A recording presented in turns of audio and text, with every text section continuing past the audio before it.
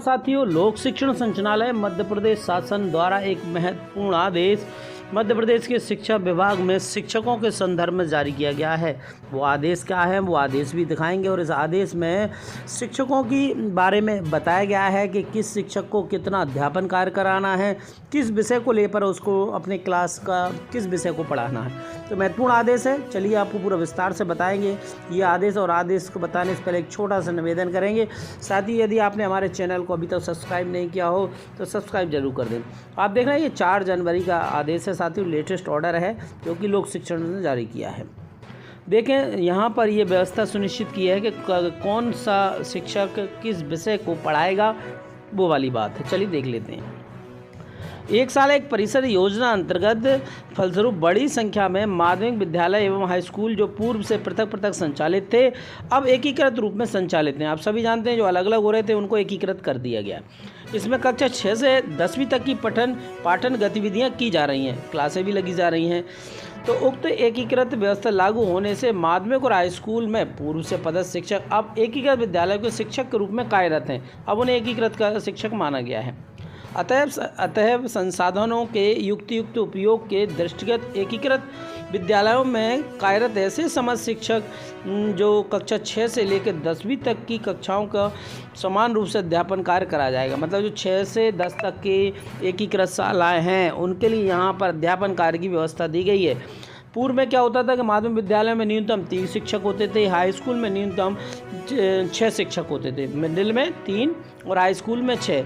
अब जो एकीकृत शालाएँ होंगी उसमें न्यूनतम 6 ही शिक्षक रखे गए हैं। तो देखिए आप यहाँ पर कुल मिला के एकीकृत करने से क्या हुआ कि मिडिल स्कूल के 3 पद और पूर्व के हाई स्कूल के 6 पद, टोटल अलग अलगों का यदि डिवाइडेशन करते तो 9 पद होते, परंतु जब एकीकृत शाला हो गई तो अब केवल 6 ही शिक्षक रहेंगे मिडिल के और मिलाकर मिडिल और हाई स्कूल तो यहाँ 3 पदों का लॉस हो गया। चलिए ये तो पदों की बात हो गई, हम तो यहाँ शैक्षणिक बिंदु की बात कर रहे हैं। अब इसमें ये बताया गया है कि 6 रहेंगे समस्त एकीकृत शालाओं में जहाँ व्याख्याता, उच्च श्रेणी शिक्षक, उच्च माध्यमिक शिक्षक पदस्थ हैं, वे अपने और या ये कहें कि 12वीं तक की 6वीं से लेकर 12वीं तक की कक्षाओं को अध्यापन कार्य करेंगे। मतलब 12वीं तक के लिए कौन व्याख्याता और उच्च माध्यमिक शिक्षक हैं, तो वह 6 से लेकर 12वीं तक की कक्षाओं को पढ़ा सकते हैं। आशा यह है कि व्याख्याता और उच्च श्रेणी शिक्षक जो होंगे या उच्च माध्यमिक शिक्षक होंगे उनके विषय 11वीं और 12वीं कक्षाओं के अध्यापन के अतिरिक्त विद्यालय की शैक्षणिक आवश्यकता के अनुसार 6वीं से लेकर 10वीं तक की कक्षाओं में भी अध्यापन कार्य किया जाएगा। मतलब दोनों तरह सभी तरह की कक्षाओं में अध्यापन कार्य करेंगे। कक्षा 6 से लेकर 10वीं तक की कक्षाओं का अध्यापन के लिए व्याख्याता उच्च माध्यमिक शिक्षकों द्वारा उनके स्नातक के विषय के आधार पर किया जाएगा। मतलब स्नातक के जो विषय होंगे उनके आधार पर 6वीं से लेकर 10वीं तक की कक्षाओं का अध्यापन कार्य करेंगे। ये है समस्त व्याख्याता उच्च माध्यमिक शिक्षक और माध्यमिक शिक्षक द्वारा एक दिवस में न्यूनतम 6 पीरियडों का अध्यापन कार्य कर रहे हैं। अतः एकीकृत शालाओं के उपरोक्त अनुसार अध्यापन व्यवस्था सुनिश्चित करने के पश्चात ही आवश्यकता होने पर अतिथि शिक्षकों की मांग को स्वीकृति दी जाए। मतलब इसके अलावा यदि अब स्वीकृति पद मिल रहे हैं कि लगता है कि अब और शिक्षकों की आवश्यकता है, तभी अतिथि शिक्षक रखे जा सकते हैं, अन्यथा नहीं।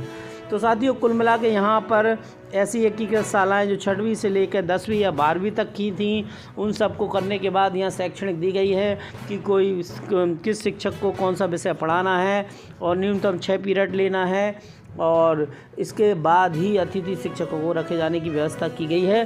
तो लोक शिक्षण संचालनालय का महत्वपूर्ण आदेश है। इस जानकारी को अपने शिक्षक साथियों तक जरूर शेयर करें। हम आपको बीच में आएंगे नई जानकारी लेकर। साथियों चलते हैं, दीजिए इजाज़त। जय हिंद।